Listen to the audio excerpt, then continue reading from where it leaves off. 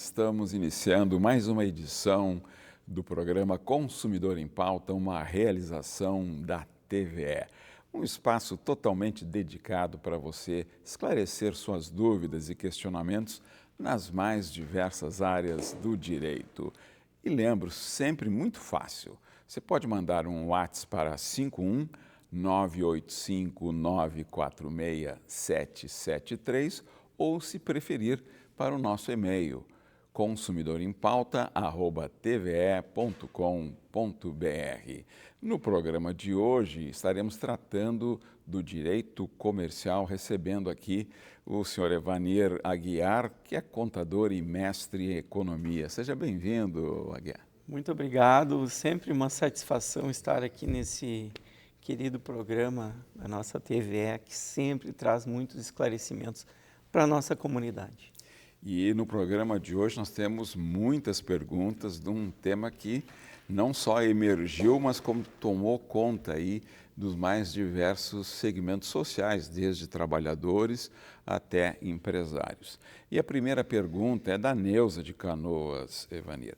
Ela coloca o seguinte: os juros estão cada vez mais altos, isso afeta só quem está devendo ou quem tem dinheiro guardado também? Senhora Neuza, afeta todo mundo. Quem tem dinheiro guardado, positivamente até certo ponto, porque quem tem um recurso aplicado vinculado a esses índices inflacionários, a gente pode dizer que é positivo, porque vai ter uma atualização maior, mas tem aí uma consequência que a inflação come uma parte desse rendimento, mas especialmente a quem está endividado, porque neste caso a gente está aí com a taxa Selic em 15% ao ano, que é uma taxa muito alta, é uma das maiores taxas do mundo, é a nossa taxa Selic brasileira, mas ela não é, ela é a base apenas, né, da taxa de inflação, da taxa de juros, melhor dizendo, que afeta todos nós. Então, é muito mais prejudicial para o consumidor essa taxa alta, porque ela afeta quem tem financiamentos, quem necessita adquirir bens com valor mais elevado, termina pagando valores muito altos, e especialmente aqui a gente está falando dos juros de cheque especial, juros do rotatório do cartão de crédito, que a gente sabe que passam, imagine, dos 400% ao ano. Significa que a pessoa que tem uma dívida de R$1.000, no final de 12 meses ela vai estar devendo R$4.000. É um absurdo, é gigante. Mas eu queria fazer aqui um parêntese e complementar a pergunta da senhora Neuza, né? Que eu fico muito feliz de estar recebendo aqui diversas questões aqui da comunidade gaúcha em relação à economia, o que essas políticas, juros, inflação, o que isso afeta o dia a dia das pessoas, porque é importante conhecer os reflexos dessas decisões políticas, muitas vezes, e econômicas que afetam o dia a dia da nossa comunidade. Muito bom. Esse esclarecimento é vital e tem realmente, ainda na sequência, mais uma pergunta relacionada a juros do senhor Marcelo de Gravataí. Por que o governo mantém os juros altos, mesmo sabendo que isso aperta o bolso do povo? Bem, senhor Marcelo, todos nós queremos juros mais baixos para termos a condição de adquirir bens, trocar um veículo, um imóvel, porque isso favorece a aquisição de um bem que tem um valor mais elevado. Mas por que o governo, mesmo sabendo dessa dificuldade, mantém as taxas de juros? E taxas de juros é o Banco Central. Por mais que o governo, a gente fala aqui do Poder Executivo, o desejo do presidente de baixar, mas quem tem essa incumbência de fazer o acompanhamento da taxa de juros é o Banco Central. Nunca podemos esquecer essa autonomia do nosso Banco Central, que ele cuida muitos efeitos de algo muito mais prejudicial do que a taxa de juros, que é a inflação.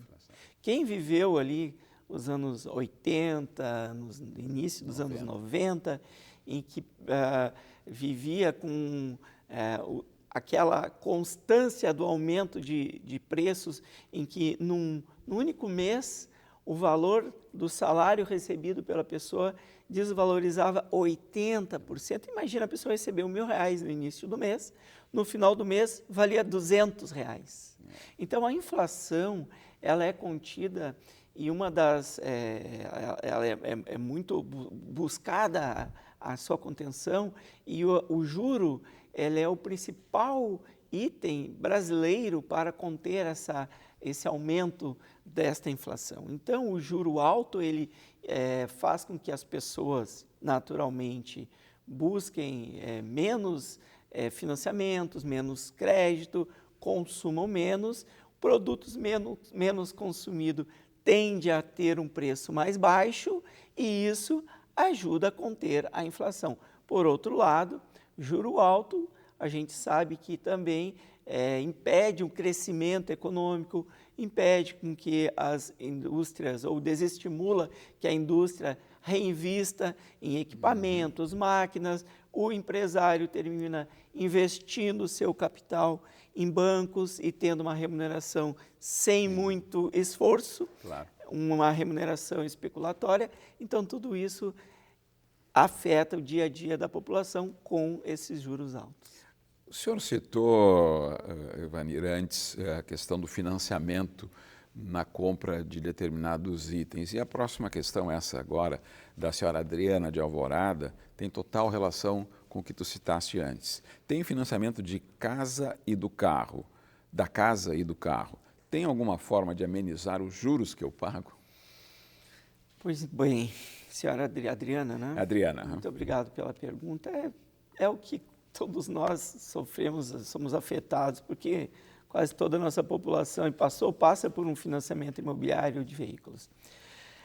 Bom, em primeiro lugar, a gente tem que ir lá na origem, quando estivermos negociando algum financiamento, algum crédito, não ir na primeira instituição e já aceitar aquela condição que o vendedor nos impõe. Procura pesquisar entre outros bancos, opções. Temos diversas instituições hoje e mesmo formas de financiamento. Um consórcio é uma forma mais econômica, por exemplo, do que um financiamento com juros direto numa financeira. Um financiamento imobiliário tem diversas instituições que permitem fazer a comparação. Mas, uma vez que já tenha se feito a escolha, tentar negociar com a própria instituição bancária, e nós temos hoje algo chamado portabilidade. Esta portabilidade permite que financiamentos, por exemplo, de um veículo que eu tenha junto a uma instituição financeira, ela possa ser renegociada junto a outra instituição e, desta forma, buscar, então, taxas de juros melhores, com condições mais adequadas para a sua condição. E, bom, terceira opção aí seria, dentro da sua possibilidade, antecipar parcelas para reduzir, né, então, essa taxa de juros. O Henrique de Cachoeirinha pergunta, Evanir, fiz minha declaração do IR, ou seja, do Imposto de Renda, e ouvi falar que o valor da restituição é atualizado. Isso é verdade? Sim, Henrique. As cotas que a gente chama de restituição do Imposto de Renda, que são 5 cotas, que começaram lá em maio, vão até novembro, dezembro, elas sofrem a atualização pela Selic, 1% no mês, então, que estiver sendo paga. Então, é uma forma aí do governo que, diga-se de passagem, está devolvendo um imposto pago a maior por você. Restituição de imposto de renda não é nenhum prêmio, não é nenhum bônus. Significa que ao longo do ano passado você pagou mais imposto que deveria ter pago e agora o governo vai lhe devolver parcelado. E sobre esta parcela que começou a atualizar somente a partir de junho, ou seja, de janeiro a junho, não teve nenhuma atualização. 1% em junho, julho, enfim, agora com a taxa Selic alta, se você, por exemplo, tem R$1.000 para restituir, quem for receber agora neste final de mês de agosto vai ter em torno de R$1.030. Tem uma pequena atualização, nunca esquecendo que desde janeiro até agora já tivemos inflação, então é uma forma de compensar o contribuinte que estará recebendo essa sua restituição. Próxima pergunta tem total relação com aquela introdução aí que comentaste, a gente também trouxe à tona, que é o tema do tarifaço e o reflexo dessa decisão do governo americano no mercado brasileiro, quer seja no consumo, quer seja no emprego e no todo da cadeia produtiva do Brasil. A Camila de Esteio pergunta, tá? Trabalho em uma empresa que exporta couro para os Estados Unidos. Com as novas taxas, fica mais difícil vender? Pois então, Camila, muito obrigado pela pergunta. Com certeza, os empresários brasileiros estão passando por uma das piores crises econômicas para os negócios, especialmente estes que não entraram nas exceções ao tarifaço, porque nós tivemos quase 700 exceções e, infelizmente, o setor coureiro, calçadista, que para o Rio Grande do Sul é muito importante, traz muita renda, é muito exportado aos Estados Unidos, é um dos principais destinos desta exportação, está sendo diretamente afetado com este tarifaço. Infelizmente, é uma crise, mais uma crise que nós enfrentamos aqui, né, no Rio Grande do Sul. Nos últimos anos teve diversas crises de seca, estiagem, enchentes, e agora por essa crise tarifária norte-americana.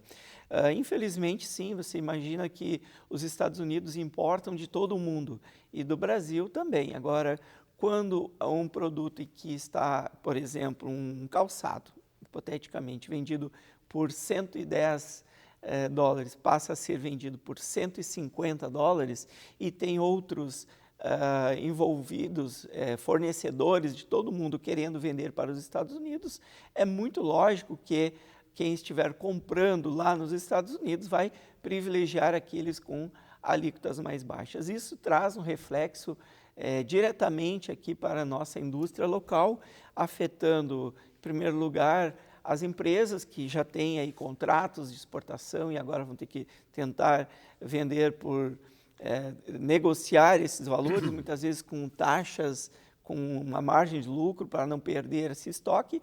Isso vai refletir internamente aqui e muitas ações reflexas dessa decisão norte-americana vão acontecer, como, por exemplo, procurar novos mercados, tentar vender no mercado interno e aí ações aí de saneamento dessa questão econômica na própria empresa, como até mesmo desemprego ou reavaliar, né, o seu próprio negócio. Então, realmente é uma crise muito séria.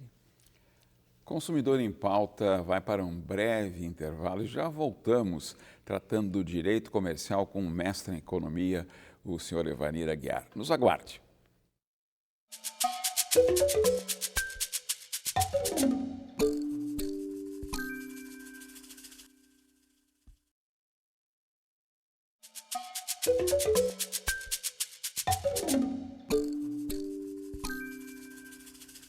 Consumidor em Pauta está de volta hoje tratando do direito comercial, recebendo aqui o senhor Evanir Aguiar, mestre em economia. Lembro sempre para você que tem alguma dúvida ou questionamento relacionado a esse tema ou a outros temas do direito, defesa do consumidor, é muito fácil. Mande seu WhatsApp para 51 985 946 773 ou, se preferir, para o e-mail consumidorempauta@tve.com.br. Evanir, antes do intervalo, nós tratamos desse momento novo, triste momento novo que a economia brasileira está vivendo em função do tarifaço do governo americano. E um dos temas que tu citaste como reflexo imediato aparece agora aqui na pergunta do senhor Daniel, também ali da região do Vale dos Sinos, ele é de São Leopoldo, e ele coloca o seguinte: já se fala em demissões por causa dessas taxas dos Estados Unidos. Isso pode mesmo acontecer aqui? Bem, Daniel, infelizmente, sim, pode acontecer. As imposições de taxas de 50% nos produtos que são exportados pelo Brasil, especialmente aqui no nosso setor coureiro calçadista, que o Vale dos Sinos é muito forte, ele vai ter já está tendo sim um reflexo muito importante nas exportações. E as nossas indústrias, especialmente aqui da nossa região, elas exportam muito para os Estados Unidos. E, alternativamente, essas indústrias estão, sim, buscando aí alternativas como outros mercados, aceitando também as condições de auxílio do governo estadual, governo federal, mas chegará um momento em que, se esta produção que tem não conseguir ser vendida localmente ou para outros locais, sim, poderá ocorrer até mesmo o fechamento de vagas de emprego, férias coletivas, suspensões, enfim, poderá acontecer. A próxima pergunta também veio à tona nos diversos espaços aí de opinião e do jornalismo em todos os locais, tá? E é uma lógica que tem a ver com com o princípio da lei da oferta e da procura. E a Jéssica de Viamão, tá, coloca o seguinte: minha dúvida, com a queda nas exportações, vai sobrar mais produto aqui no Brasil? Não está na pergunta dela, mas eu adicionaria, isso vai fazer com que os preços baixem, ou seja, sobra mais produto e o preço do produto baixa aqui no Brasil, Evaneiro?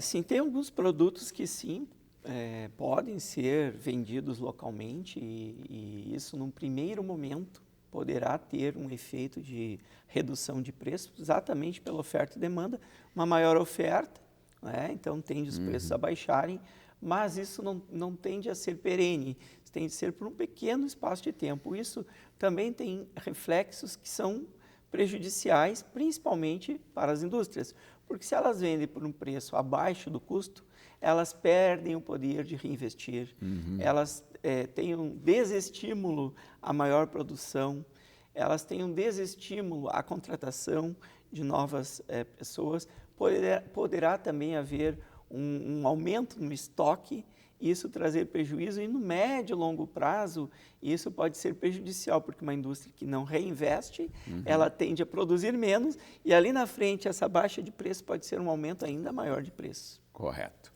A próxima questão é do senhor Leandro, de Sapucaia do Sul. Tem algo que o governo do Rio Grande do Sul possa fazer para ajudar as empresas nesse momento, Evaneiro? Tem sim. O governo do estado, junto ao BRDE, e aqui a agência Invest RS tem trabalhado bastante em cima dessa questão, está aí com ações para auxílio às empresas que exportam. Então, empresas que exportaram em 24 e início de 25, elas estão aí com uma linha de crédito de 100 milhões de reais via BRDE, com juros aí de 8%, 9% e com uma carência de 12 meses, aí com 60 meses para pagar, exatamente para enfrentar este momento turbulento, porque é um momento de muita incerteza, é um momento que não se sabe até quando não é, essas taxas permanecerão, mas enfim, o governo está fazendo aí, um recurso ainda limitado, um recurso de 100 milhões não é muito alto para essa quantidade de empresas e situações, mas já é alguma iniciativa. Ainda nesse aspecto de auxílio a nível do executivo para essas empresas, a Patrícia de Nova Santa Rita pergunta: e o governo federal tem algum plano? O governo federal ele está passando por um momento aí de alinhando as situações, porque houve mudanças, a lista de exceções também ela sofreu mudança, a prorrogação do prazo, então o governo federal também está articulando ações junto ao BNDES e algumas ações articuladas também para a manutenção de emprego e renda, como aconteceu na época da nossa pandemia da Covid. Então a gente espera que o governo federal continue agindo aí, especialmente com a diplomacia. Tá certo. A próxima pergunta é do Guilherme, de Porto Alegre, também relacionado com o tema aí do tarifaço. Será que essas taxas novas dos Estados Unidos vieram para ficar? Então, não sabemos. Não dá para ter uma afirmação aqui que veio para ficar. O que a gente sabe é que essa relação comercial entre Brasil e Estados Unidos, depois deste momento, nunca mais será a mesma. Não é? Sabe-se que o governo atual dos Estados Unidos tem aí uma uma política agressiva na área econômica e registre-se, não é apenas com o Brasil, são com todos os países e blocos do mundo, não é? A gente sabe que todos os países estão negociando com os Estados Unidos e o que a gente acredita é que essa mudança, talvez essas taxas neste nível, porque o Brasil nesta última leva de aumentos foi o mais afetado, com 50% de taxas, realmente é muito alto, mas eu particularmente torço e acredito que vai haver alguma redução e outras áreas, outros setores aí tendem a entrar na lista de exceções. Hoje estamos tratando do direito comercial, recebendo aqui no Consumidor em Pauta o mestre em economia Evanir Aguiar. Lembrando para você que é muito fácil você enviar o seu questionamento ou dúvida aqui para o Consumidor em Pauta. Você pode optar enviando para o nosso WhatsApp 51945946773 ou, se preferir, para o nosso e-mail consumidorempauta@tve.com.br. A próxima pergunta é da Fernanda de Guaíba. O que é esse tal de score e como ele funciona? Interessante sua pergunta. Eu acho que é a primeira vez que eu recebo essa dúvida. O score bancário, né, é um índice que varia de 0 a 1000, que tem aí os órgãos, por exemplo, a Serasa tem esse índice, esse score, né, em que ele avalia o crédito do bom ou não bom pagador. Né? E esse score ele é importante para que a pessoa consiga negociar junto a instituições financeiras empréstimos, financiamentos com juros melhores. Então, quem tem um score acima dos 750 pontos é considerado aí um bom pagador, vamos dizer assim, e esse tem a condição de obter melhores condições de negociação de juros, empréstimos, financiamentos. Já quem tem um score abaixo dos 400 pontos, este pode ter mais dificuldades para obter créditos e, enfim, seria isso. Uma dúvida que surgiu agora, que não está na questão da Fernanda, esse score, ele é uma informação de caráter reservado do sistema financeiro ou o consumidor, o cliente bancário, ele pode ter acesso ao seu score? Boa pergunta. Eu, ao receber essa pergunta, eu fiz a consulta ao meu score. Fiz um cadastro junto ao Serasa, um cadastro meu, então eu sei o meu score. E as instituições financeiras, elas também têm acesso. Então, a pessoa, ela faz um cadastro, eu estou trazendo aqui um exemplo, né? Serasa, faz o seu cadastro através da sua senha, do seu login, ela vai conseguir ver, consultar o seu score e, inclusive, poderá, exemplo, CNPJs vinculados à sua pessoa física, pode ter reflexos lá no seu CPF. E ela consegue ver tudo através do seu cadastro. Que bom, excelente, porque isso, para quem é leigo, parece que é um sistema reservado, né, de quem está operando o Mas a pessoa consegue, é muito boa a sua pergunta. Nós temos agora a próxima questão do senhor Jorge de Eldorado do Sul. Como organizar as contas quando o salário já não dá para tudo?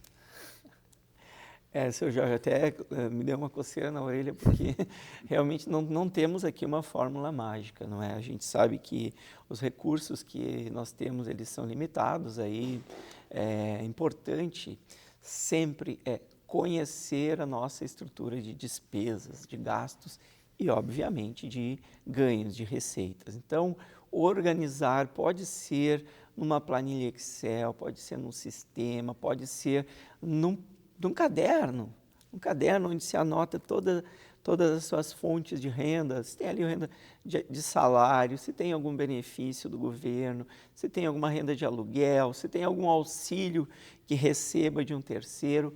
Num lado, no outro lado vai listar todas as suas despesas, as despesas fixas da casa, de energia, água, telefonia, despesas variáveis, uma estimativa de despesa com alimentação, transporte, roupa, ou seja, listar tudo, botar tudo na ponta do lápis, como a gente diz, passa a régua e vê como é que está a sua situação. Com isto, é possível analisar a sua estrutura de custos para reduzir tudo o que for possível ou até mesmo, de repente, buscar uma outra fonte de renda. Casualmente, a próxima pergunta tem total conexão com a sua recomendação, que é a Silvana de Charqueadas, perguntando se vale a pena usar a planilha ou o aplicativo para controlar os gastos. Zero dúvida de que é muito importante ter esse acompanhamento mensal. Eu tenho, tá? E há muitos anos, nem poderia ser diferente. Contador, eu tenho todo o meu histórico e de vez em quando ainda faço uma brincadeira. Eu vou lá e vejo a minha estrutura de custos para ver onde eu gasto mais. A alimentação está muito cara. A alimentação subiu muito, no meu caso, nos últimos anos. Mas, sim, muito importante manter, pode ser uma planilha de Excel, um sistema, nós temos muitos hoje disponíveis, que pode ser colocado no próprio celular, que a pessoa ao fazer um gasto já vai ali, anota na hora, não precisa guardar a nota, né? Mas se quiser guardar a notinha no caderno é suficiente. Mas é uma das melhores formas que tem de nós nos policiarmos e sabermos exatamente o que temos, quanto podemos gastar. Obrigado ao mestre de Economia, Evanir Aguiar, pelas explicações e esclarecimentos aqui no Consumidor em Pauta, um programa com a realização da TVE. Aguardamos o prestígio da sua audiência na próxima edição. Até lá!